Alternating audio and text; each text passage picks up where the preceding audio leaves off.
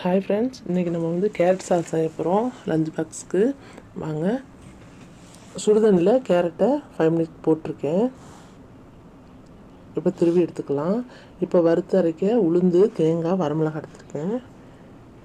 கேரட்டை திருவியாச்சு. கொஞ்சமாக ஆயில் சேர்த்து நம்ம உளுந்து, தேங்காய், வரமிளகாய் எல்லாம் வறுத்து எடுத்துக்கலாம். தண்ணி சேர்க்காமல் அரைச்சிக்கணும். மறுபடியும் இன்னொரு ஃபேனில் எண்ணெய் கடுகு சேர்த்துட்டு நம்ம துருவின கேரட்டு, கருவேப்பிலை சேர்த்துக்கலாம். இப்போது நம்ம தேவைக்கப்போ சால்ட்டு சேர்த்துக்கோங்க.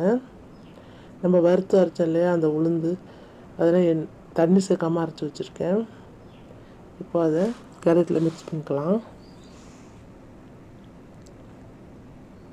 நல்லா மிக்ஸ் பண்ணிட்டு நம்ம சாப்பாடை நல்லா உதிரியாக, அதாவது இந்த புளி சாதத்தில் செய்கிற மாதிரி கொஞ்சம் எடுத்து ஆற எடுத்து வச்சுக்கோங்க.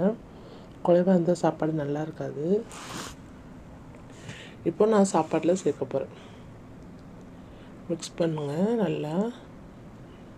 இதுக்கு நான் வந்து சோயா உருண்டை சைட் டிஷ்ஷாக செஞ்சுருக்கேன். நல்லா இருந்தது. நல்லாயிருக்கும் கேரட் சாதம். எப்போவுமே என் பசங்களுக்கு ரொம்ப பிடிக்கும். நீங்களும் செஞ்சு கொடுத்து பாருங்கள். நான் வீக்லி 2 டேஸாவது செஞ்சு கொடுத்துருவேன். Thank you friends.